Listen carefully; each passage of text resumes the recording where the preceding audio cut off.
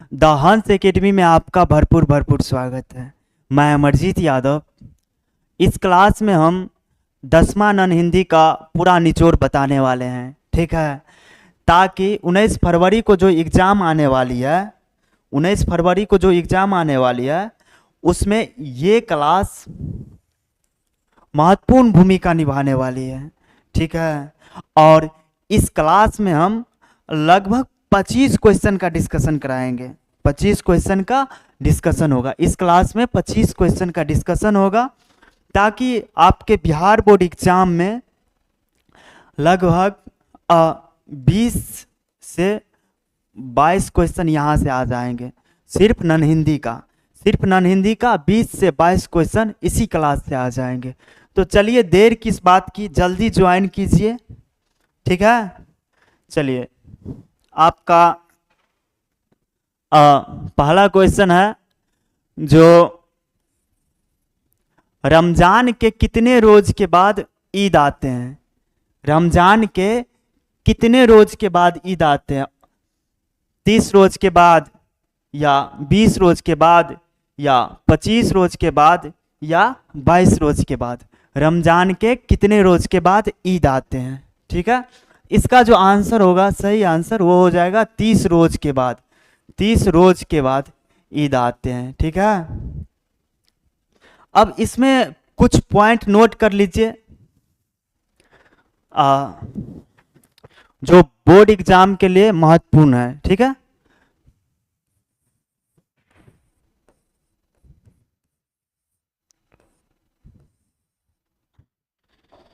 ईदगाह,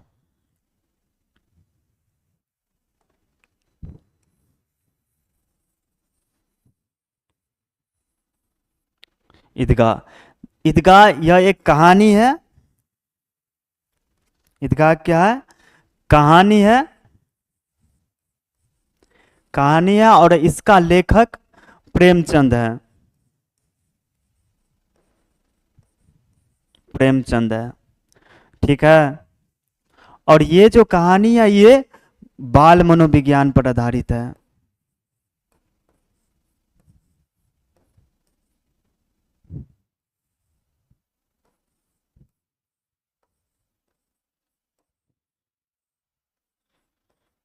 पर क्या आधारित है?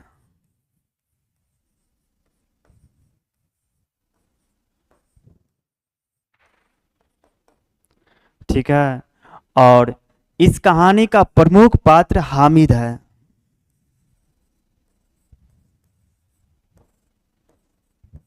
पात्र कौन है? हामिद।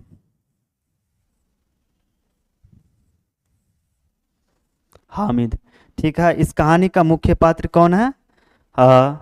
हामिद है, ठीक है। अब देखिए हामिद, हामिद ये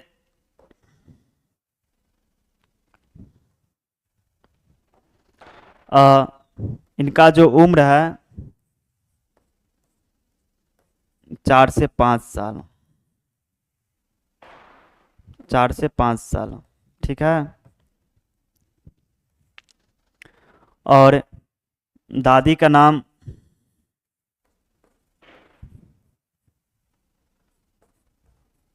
अमीना है।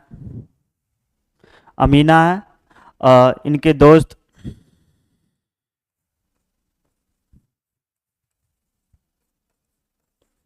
मोहसिन, महमूद है। मोहसिन, महमूद, सम्मी, नूरे, ये सब इनके दोस्त हैं, हामिद के दोस्त, ठीक है। अब एक बार एक नज़र और ले लीजिए। जो ईदगाह कहानी, ये कहानी का लेखक कौन है? प्रेमचंद है। और ये जो ईदगाह कहानी ये किस पर आधारित है? बाल मनोविज्ञान पर आधारित है, ठीक है। अब देखिए ईदगाह कहानी का मुख्य पात्र कौन है? हामिद है, ठीक है। और हामिद का देखिए, हामिद का उम्र कितना है? 4 से 5 साल, ठीक है। हामिद का उम्र कितना है? 4 से 5 साल। अब देखिए हामिद की दादी का नाम क्या है? हामिद की दादी का नाम अमीना है। अब देखिए इनके दोस्त का नाम कौन क्या है, दोस्त कौन सब है? तो मोहसिन है, महमूद है, नूरे है और सम्मी है। ठीक है। हामिद, अब हामिद जो है मेले में खिलौना खरीदता है। मेले में सॉरी, हामिद मेले में चिमटा खरीदता है। ठीक है, चिमटा खरीदता है। और इनके जितने भी इनके जितने भी दोस्त हैं सबके सब खिलौने खरीदता है, और खिलौने की कीमत 2-2 पैसे है, और सभी खिलौने मिट्टी के बने हैं। ठीक है। मोहसिन के पास 15 पैसे है। ठीक है, और ये खिलौना लेता है भिश्ती का खिलौना। महमूद सिपाही खरीदता है, सिपाही खरीदता है, और इनके पास 12 पैसे है। ठीक है। सम्मी ये खंजरी खरीद लेता है, खंजरी। नूरे वकील खरीदता है। ठीक है, नोट कर लीजिए।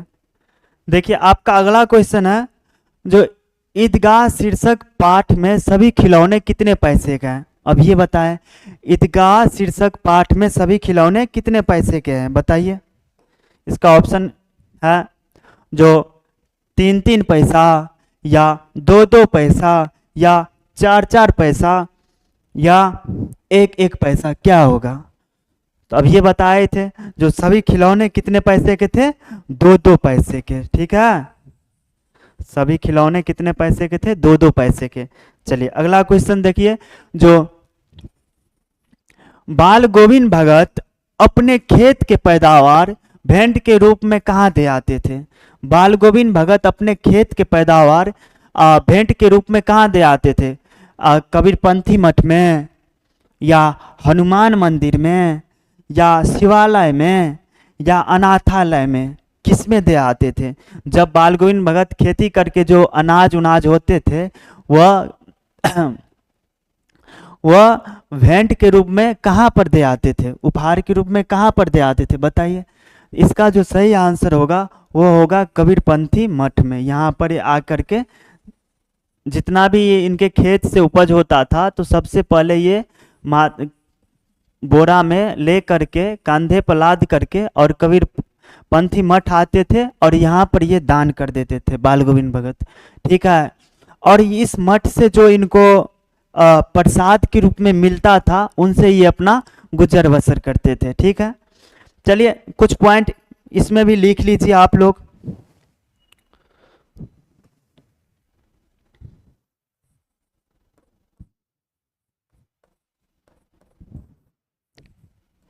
बाल गोविंद भगत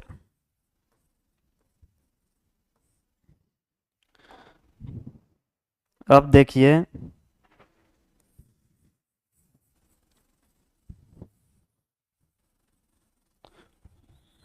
बाल गोविंद भगत इनका जो लेखक है, लेखक का नाम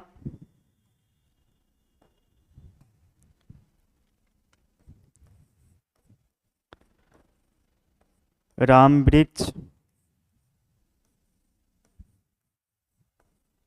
बेनीपुरी, और इनका जो विधा है बाल गोविंद भगत विधा वो क्या है, रेखा चित्र है। रेखा चित्र है।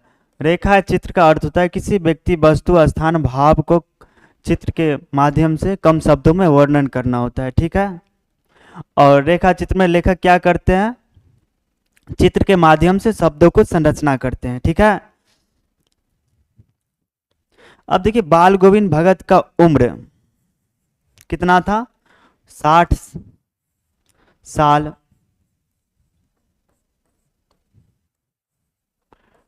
लगभग। ठीक है, या 60 साल से ऊपर। ठीक है, इनका जो कद था, कद मतलब हाइट, मझोले मझोले थे। ठीक है, मझोले का अर्थ होता है जो ना ज्यादा बड़ा है और ना ज्यादा छोटा है। ठीक है, अब एक पॉइंट और लिख लीजिएगा, जो बाल गोविंद भगत गले में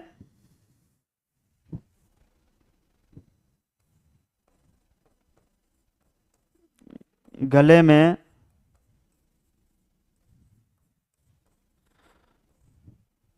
तुलसी की माला पहनते थे।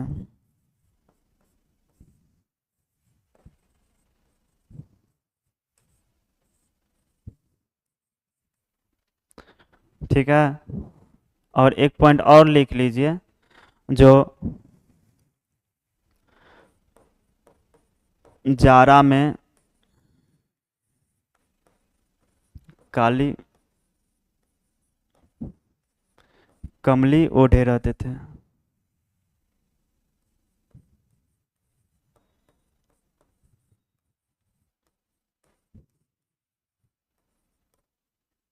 ठीक है, देखिए एक नज़र डालिए बाल गोविंद भगत के ऊपर। बाल गोविंद भगत क्या है? रेखा चित्र है। ठीक है, इसका विद्या रेखा चित्र है, और इसका लेखक कौन है? रामवृक्ष बेनीपुरी। बाल गोविंद भगत का लेखक कौन है? रामवृक्ष बेनीपुरी। और अब देखिए बाल गोविंद भगत का उम्र क्या है? 60 साल से ऊपर, या लगभग 60 साल मान सकते हैं। ठीक है, अब इनका जो कद हाइट है, मझोले कद का है, ना ज्यादा छोट ना ज्यादा बड़ा। मझोले कद का है, ना ज्यादा छोट और ना ज्यादा बड़ा है। कौन? बाल गोविंद भगत। ठीक है, उसके बाद जारा में बाल गोविंद भगत काली कमली ओढ़े रहते थे। ठीक है, और गले में तुलसी की माला पहनते थे, कमर में लंगोट पहनते थे, और माथे पर कनपट्टे सी टोपी पहनते थे। ठीक है, ये गृहस्थ भी थे। और एक पॉइंट लिख लीजिए, जो ये कबीर के पक्के भक्त थे। कबीर के पक्के भक्त थे।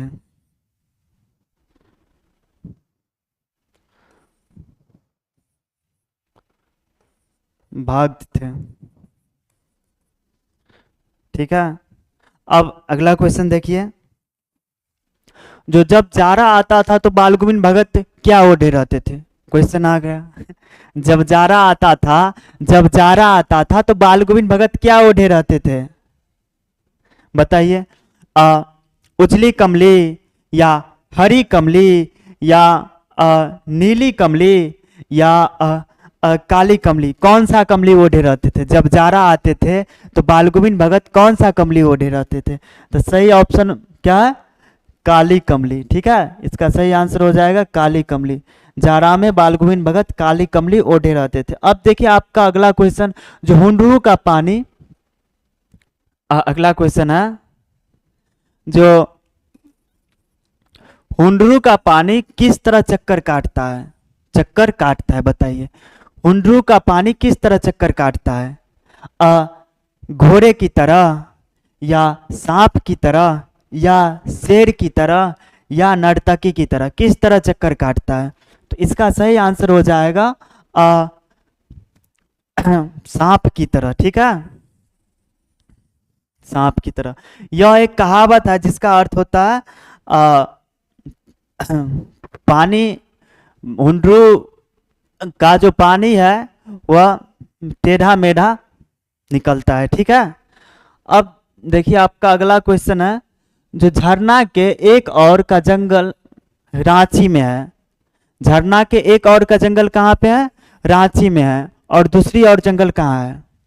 एक और का जंगल तो रांची में है, और दूसरी और के जंगल कहाँ पे है? आपका ऑप्शन है चतरा में, या डाल्टनगंज में, या गढ़वा में, या हजारीबाग में? तो इसका सही आंसर हो जाएगा हजारीबाग में।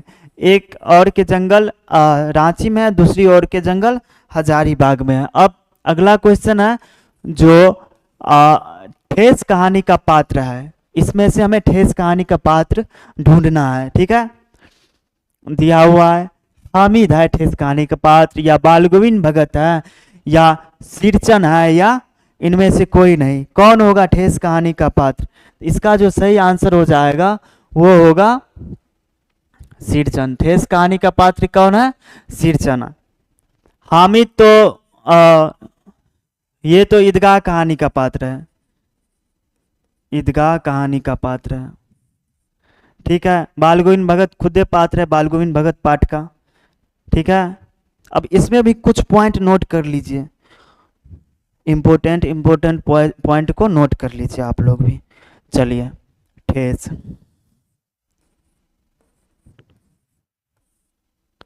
ठेस,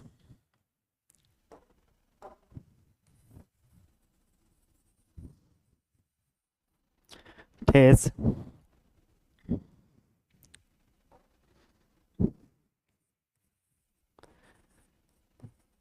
कहानी का लेखक कौन है?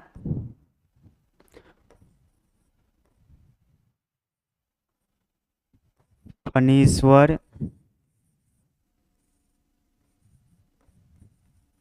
नाथ रेणु। ठीक है, ये जो कहानी है ये कलाकार के काम के महत्व और उसकी भावनाओं पर आधारित है। कलाकार के काम का महत्व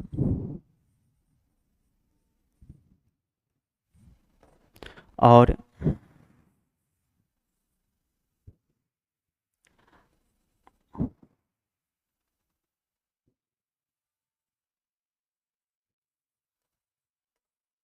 उसकी भावनाओं पर क्या आधारित है?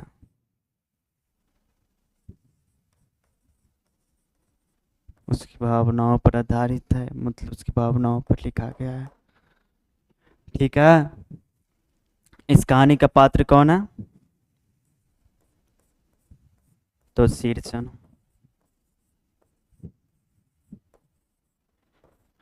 चलिए, एक नजर इस बोर्ड पे डालिए। ठेस कहानी, ठेस कहानी का लेखक कौन है? फणीश्वर नाथ रेणु। ठेस कहानी का लेखक कौन है? फणीश्वर नाथ रेणु। ठीक है, ठेस कहानी किस पर आधारित है? तो कलाकार के काम का महत्व और उसकी भावनाओं पर आधारित है। ठेस कहानी किस पर आधारित है? कलाकार के काम के महत्व और उसकी भावनाओं पर आधारित है। ठीक है, और इनके पात्र कौन है? शीर्षण। इनके पात्र कौन है? तो अपना शीर्षण। इनके पात्र कौन है? शीर्षण। जब खेत में लोग 1/3 काम कर लेते थे तो ये महाशय खुरपी डोलाता हुआ नजर दिखते थे। ठीक है, अब देखिए अगला क्वेश्चन है आपका, जो मानू स्टेशन क्वेश्चन है,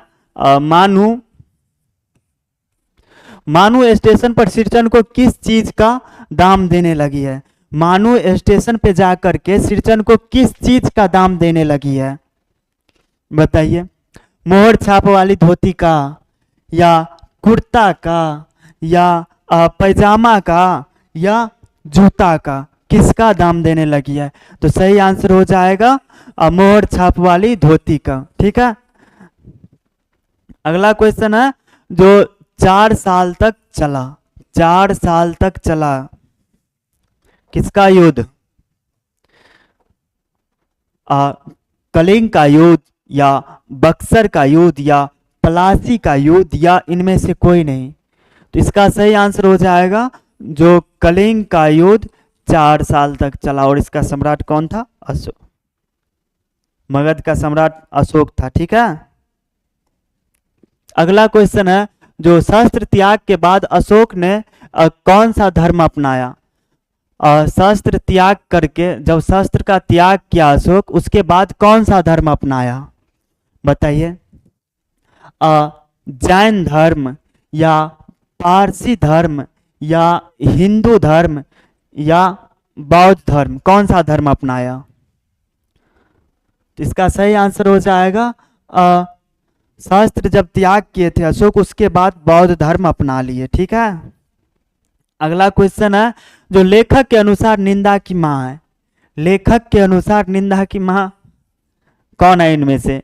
ईर्ष्या।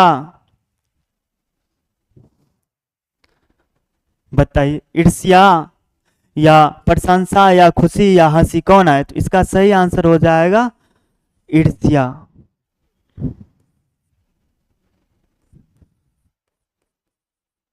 ईर्ष्या। ठीक है,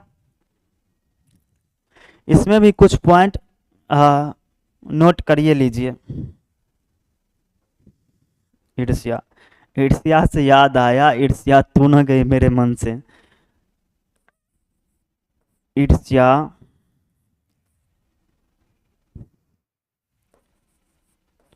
ईर्ष्या से याद क्या आया? ईर्ष्या आ तू न गई मेरे मन से, मन से।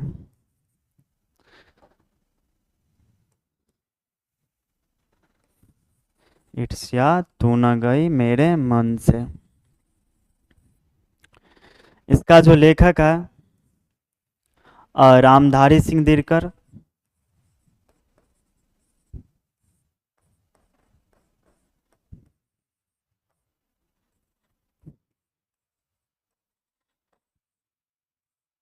दिनकर, इसका लेखक कौन है? रामधारी सिंह दिनकर। और ये इसका जो विधा विधा है वो क्या है? निबंध है। ठीक है, ईर्ष्या तू न गई मेरे मन से, यह किस पर आधारित है या किस पर लिखा गया है?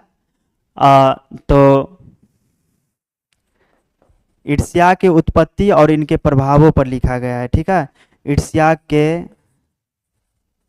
उत्पत्ति एवं इनके प्रभावों पर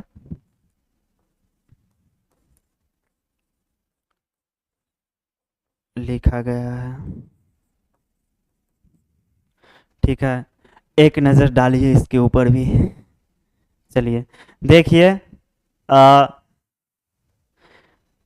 ईर्ष्या तू न गई मेरे मन से, ईर्ष्या तू न गई मन ईर्ष्या तू न गई मेरे मन से, इसका जो लेखक है कौन है? रामधारी सिंह दिनकर। ठीक है, इसका जो विधा है वो निबंध है। ठीक है, उसके बाद देखिए किस पर आधारित है? तो ईर्ष्या की उत्पत्ति एवं इसके ईर्ष्या के उत्पत्ति एवं इसके प्रभावों पर लिखा गया है। ठीक है, चलिए अगला क्वेश्चन पे आइए। जो चीता चीत चिंत हाँ चिंता को लोग क्या कहते हैं? बताइए, चिंता को लोग क्या कहते हैं? चीता या क्रंदन या चिंतन या रुदन, क्या कहते हैं? चीता को लोग क्या कहते हैं?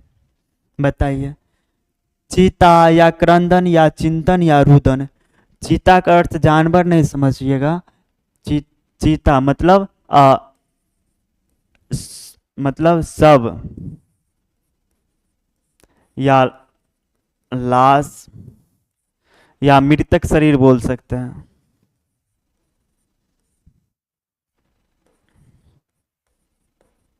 मृतक शरीर। क्रंदन का अर्थ होता है रोना या विलाप करना।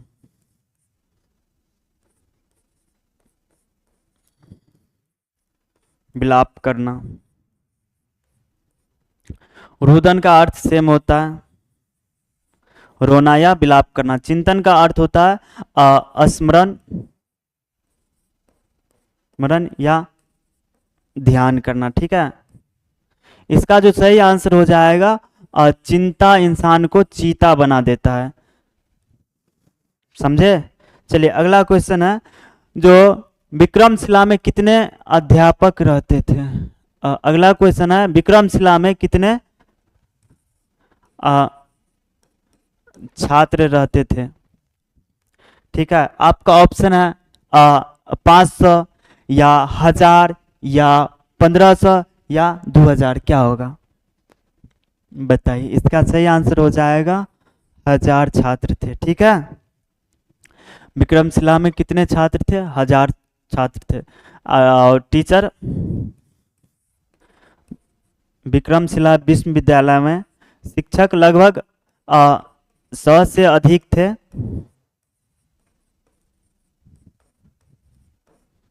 और स्टूडेंट संख्या लगभग हजारों की मात्रा में थी, ठीक है। एक पॉइंट और नोट कर लीजिए, जो विक्रमशिला, इसका जो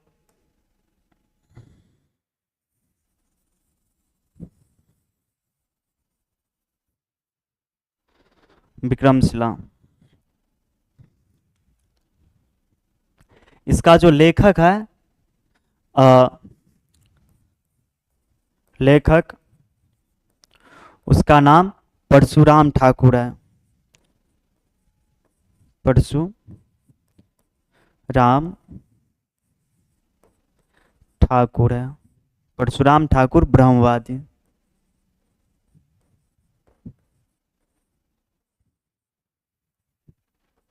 ब्रह्मवादी, ठीक है। विक्रमशिला विश्वविद्यालय में 100 से अधिक टीचर रहते थे, हजारों की मात्रा में स्टूडेंट छात्र रहते थे। और विक्रमशिला के लेखक कौन है? परशुराम ठाकुर, ब्रह्मवादी। अब अगला क्वेश्चन देखिए, जो 8वीं कक्षा में पढ़ती है। अगला क्वेश्चन क्या है? अगला क्वेश्चन है, जो खगोल शिक्षा के क्षेत्र में कौन विश्व प्रसिद्ध है? खगोल शिक्षा के क्षेत्र में कौन विश्व प्रसिद्ध है? बताइए। हरिभद्र, या अ, अतीश दीपंकर, या आर्यभट्ट, या शांति रक्षित, कौन है? तो इसका सही आंसर हो जाएगा आर्यभट्ट। आर्यभट्ट, ठीक है। खगोल शिक्षा के क्षेत्र में विश्व प्रसिद्ध है आर्यभट्ट। खगोल शिक्षा के साथ साथ ये आर्यभट्ट जो है, ये खगोल शास्त्र के साथ साथ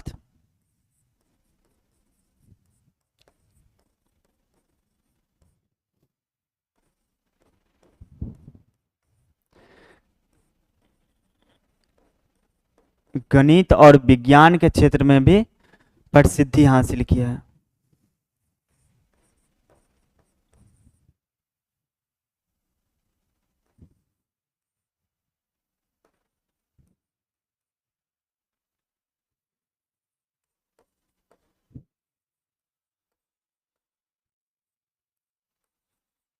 प्रसिद्ध है।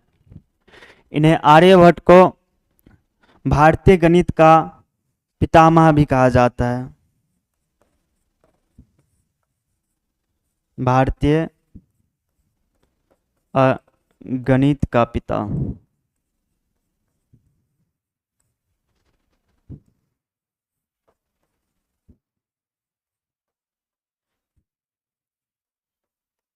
कहा जाता है, ठीक है। आर्यभट्ट जो है, ये खगोल शास्त्र के साथ साथ गणित और विज्ञान में भी प्रसिद्धि हासिल किया है। उसके बाद देखिए, भारतीय गणित का पिता भी कहा जाता है इनको। किनको? आर्यभट्ट को, ठीक है। अब देखिए, आपका अगला क्वेश्चन है, जो 8वीं कक्षा में पढ़ती है। 8वीं कक्षा में कौन पढ़ती है? अंजू, या मंजू, या संजू, या इनमें से कोई नहीं? बताइए, 8वीं कक्षा में कौन पढ़ती है? इसका जो सही आंसर होगा, ये हो जाएगा संजू। संजू जो है, ये 8वीं कक्षा में पढ़ती है, ठीक है। संजू ये पात्र है किसका? तो दीदी की डायरी की। दीदी की डायरी की, ठीक है। संजू किसका पात्र है? दीदी की डायरी का। और दीदी की डायरी का मुख्य पात्र कौन है? मुख्य पात्र दीदी ही है, ठीक है। दीदी की डायरी का मुख्य पात्र कौन है? दीदी,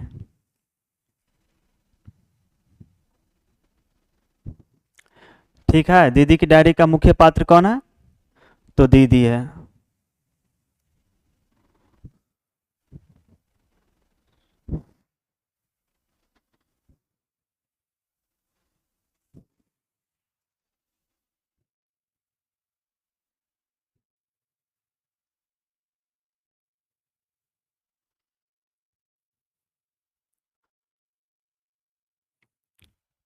अ, ये जो संजू है, संजू को किताबें पढ़ने का बहुत शौक था। पढ़ने का, पढ़ने का क्या था, शौक था। और ये शौक इनके मम्मी की देखा देखी से लगी है, ठीक है। ये किताबें में कहानी, कविताओं और कॉमिक्स पढ़ा करते थे अक्सर, ठीक है। दीदी की डायरी, इनका जो लेखक है वो है जननायक कर्पूरी ठाकुर। जन नायक कर्पूरी ठाकुर, ठीक है।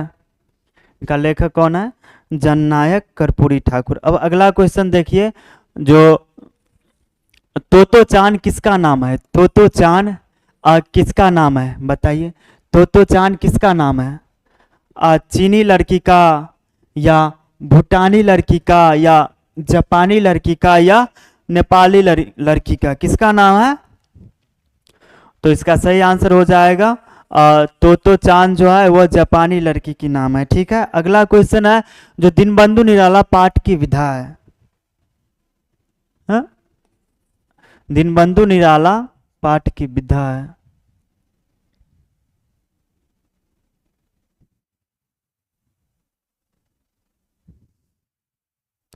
दीनबंधु निराला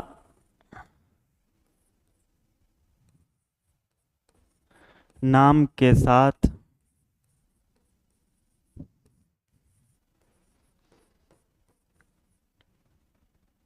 क्या जोड़ा जाता है, जाता है। क्वेश्चन इस प्रकार से है, जो दीनबंधु निराला नाम के साथ क्या जोड़ा जाता है, दीनबंधु निराला नाम के साथ क्या जोड़ा, मुक्ति बोध या जयशंकर प्रसाद या निराला या सुमित्रानंदन, क्या होगा। तो इसका सही आंसर हो जाएगा निराला। दीनबंधु निराला के नाम के साथ निराला जोड़ा जाता है, ठीक है। अब देखिए दीनबंधु का अर्थ क्या होता है, दीनबंधु का अर्थ होता है दीनों का दोस्त, मतलब गरीबों का दोस्त, गरीबों का दोस्त, या असहाय को मदद करने वाला, ठीक है। अब देखिए अगला क्वेश्चन है, जो कोलकाता आ, कोलकाता में है, कोलकाता में क्या है, कोलकाता में क्या है, मीनाक्षी मंदिर है, या स्वर्ण मंदिर है, या बेलूर मंदिर है, या अमरनाथ मंदिर है, क्या होगा। इसका जो सही आंसर होगा ये हो जाएगा बेलूर मंदिर, ठीक है। कोलकाता में क्या है, बेलूर मंदिर है। इसमें भी कुछ पॉइंट नोट कर लीजिए। बेलूर मंदिर,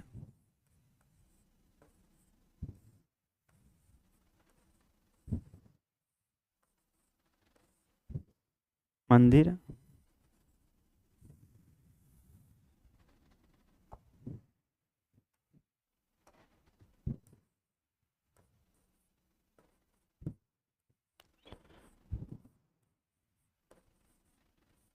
बेलूर मंदिर या मठ, ठीक है।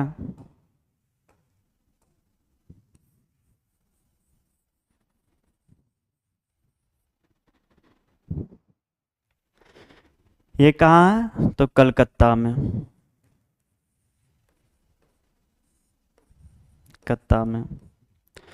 बेलूर मठ जो है ये मुख्यालय है,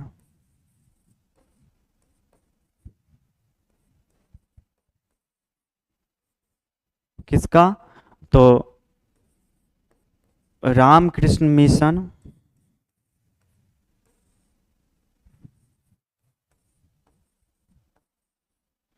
मिशन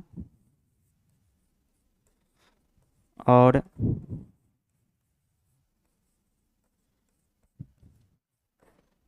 रामकृष्ण मठ का, ठीक है।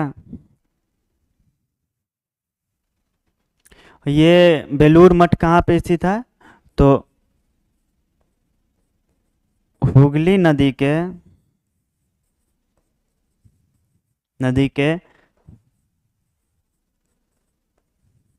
पश्चिमी तट पर स्थित है। ठीक है,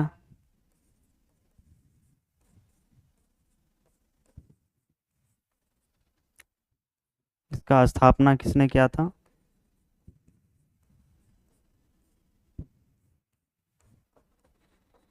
स्वामी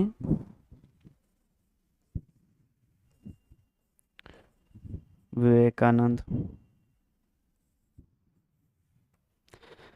एक नज़र देख लीजिए, जो बेलूर मठ ये कोलकाता में स्थित है।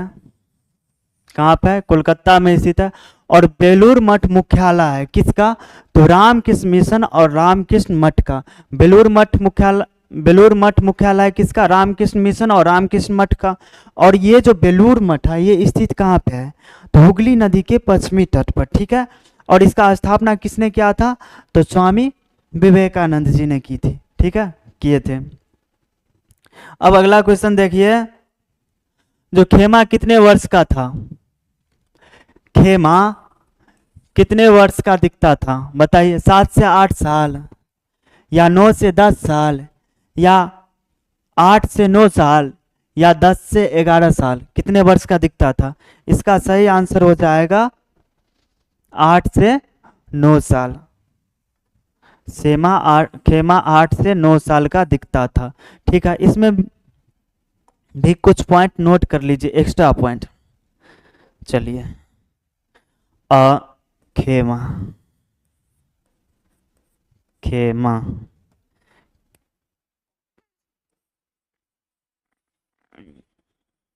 खेमा का उम्र क्या था? 8 से 9 साल। उम्र 8 से 9 साल था। और इनका रंग जो था वह गेहूमिया कलर का था। गेहुआ। ठीक है, खेमा ये कसारा के होटल पे काम करता था।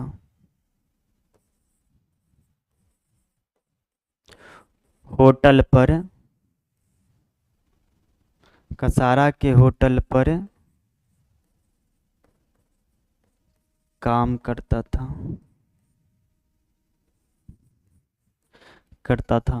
ठीक है, और कसारा के होटल का नाम क्या था? कसारा के होटल का नाम मुक्ति काशी।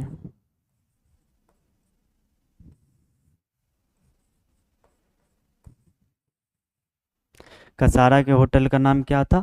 मुक्ति काशी। ठीक है, अब देखिए खेमा कहानी, और इसका लेखक कौन है? खेमा कहानी का लेखक जाबिर हुसैन।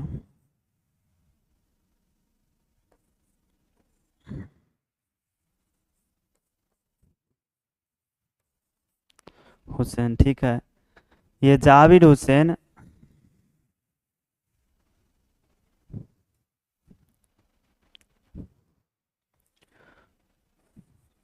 उर्दू का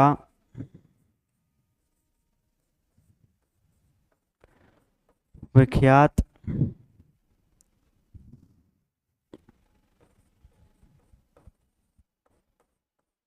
साहित्यकार है। जावेद हुसैन उर्दू का क्या? विख्यात साहित्यकार है। ठीक है, और इसने एक कहानी लिखा था। जावेद हुसैन एक कहानी लिखा था, रेत पर खेमा। रेत पर खेमा नामक एक कहानी संग्रह लिखा था जावेद हुसैन। क्या लिखा था? कहानी संग्रह। रेत पर खेमा नामक एक कहानी संग्रह लिखा था। और इस कहानी संग्रह के लिए जावेद हुसैन को 2005 ईस्वी में उर्दू भाषा के लिए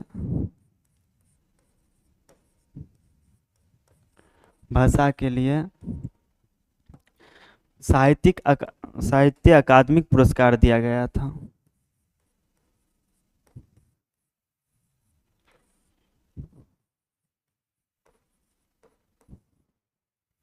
साहित्य अकादमी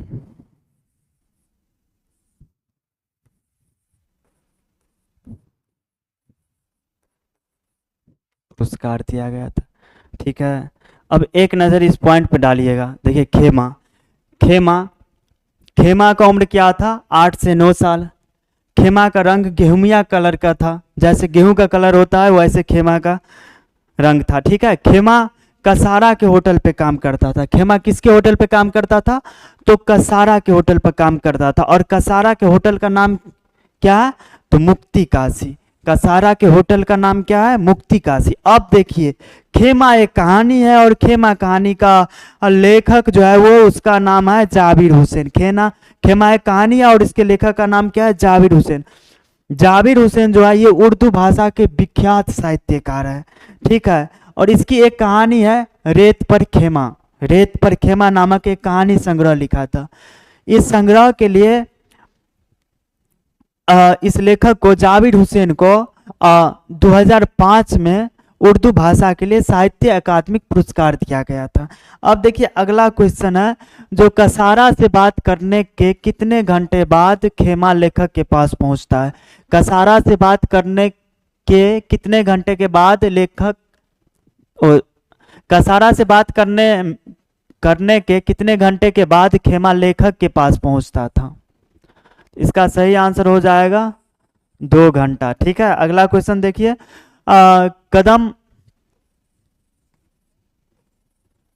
कदम अपनी उम्र की बच्चिया से अलग है या दूर है या नज़दीक है या हंसमुख है? क्या है इसका जो सही आंसर हो जाएगा? वो क्या हो जाएगा?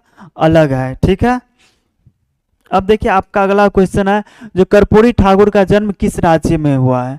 कर्पूरी ठाकुर का जन्म किस राज्य में हुआ है? बताइए।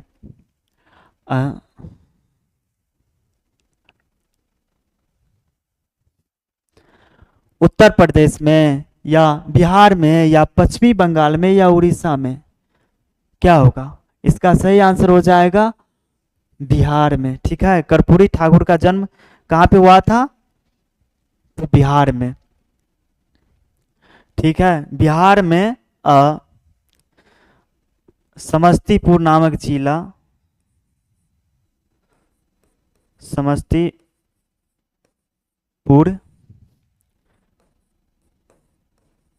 जिला के पितौजिया गांव में हुआ था। जिला के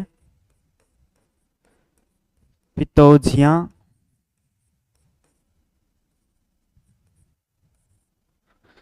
में हुआ था कितने ईस्वी में? तो 24 जनवरी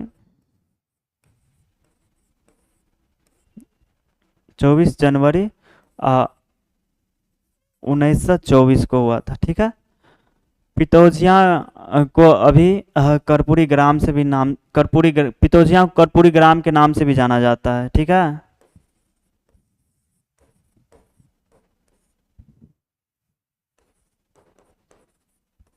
कर्पूरी ग्राम के नाम से भी जाना जाता है पितौजिया को। ठीक है,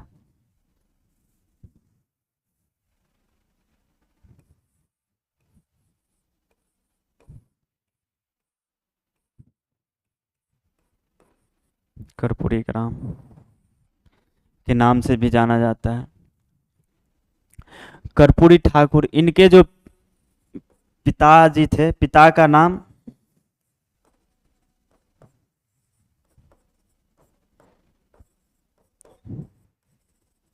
गोकुल ठाकुर है।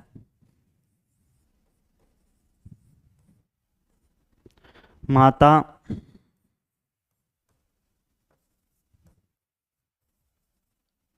राम दुलारी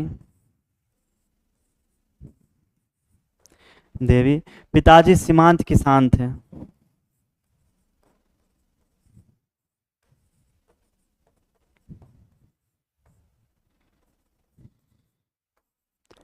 गांव के सीमांत किसान थे। ठीक है, अब देखिए आपका अगला क्वेश्चन है, जो कर्पूरी ठाकुर पहली बार किस जेल में गए थे? कर्पूरी ठाकुर पहली बार किस जेल में गए थे? पटना या बेऊर जेल या दरभंगा जेल या गया जेल, क्या हो जाएगा? तो दरभंगा जेल गए थे। ठीक है, इसका सही आंसर हो जाएगा दरभंगा जेल गए थे। अब देखिए, सरकारी अस्पताल में डॉक्टर किस सवारी से आए थे?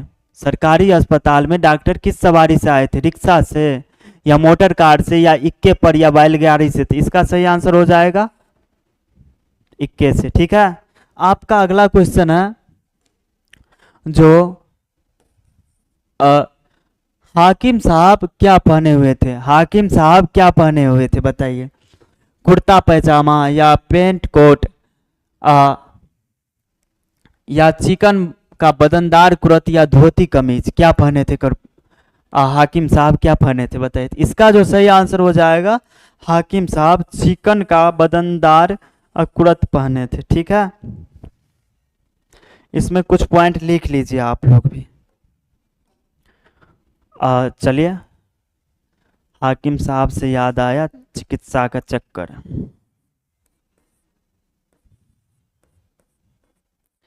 चिकित्सा का चक्कर, चिकित्सा का चक्कर।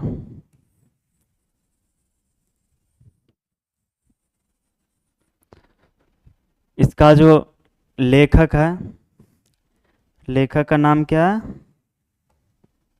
डॉक्टर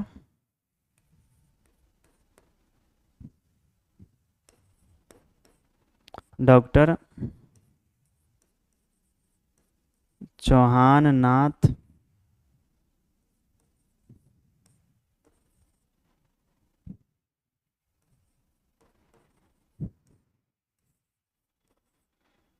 चटर्जी।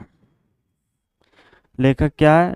लेखक का नाम क्या है? डॉक्टर चौहान नाथ चटर्जी। ठीक है, इसका जो विधा है वो क्या है? व्यंग है। ठीक है, इसमें लेखक, चिकित्सा के चक्कर में लेखक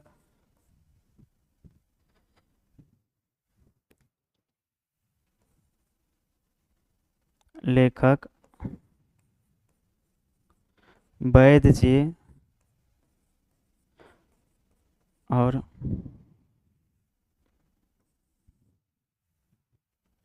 वैद्य जी और हकीम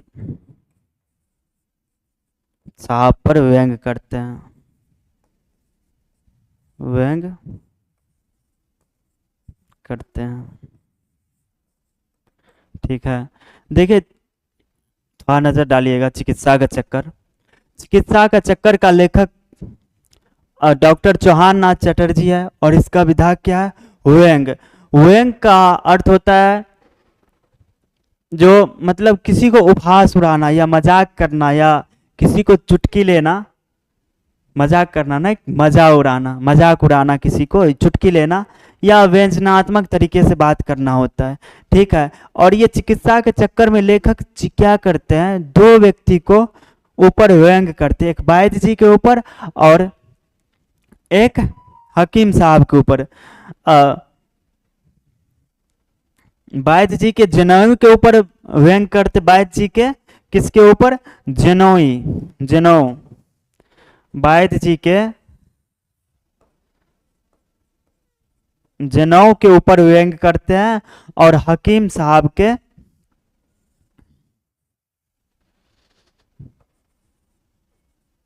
कपड़ा के ऊपर, कपड़ा के ऊपर व्यंग करते हैं। दो आदमी के ऊपर, हकीम साहब के कपड़ा के ऊपर इस प्रकार से व्यंग करते हैं, जो ऐसे बोलते हैं जो हकीम साहब जो है ना वो चिकन का बदनदार कुर्ता पहने हैं और माथे पर बनारसी लोटा नहीं होता है वैसे टोपी लगाया हुआ है।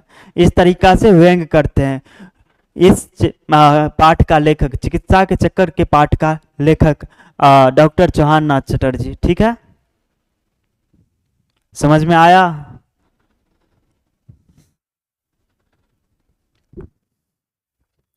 चलिए मिलते हैं नेक्स्ट क्लास में।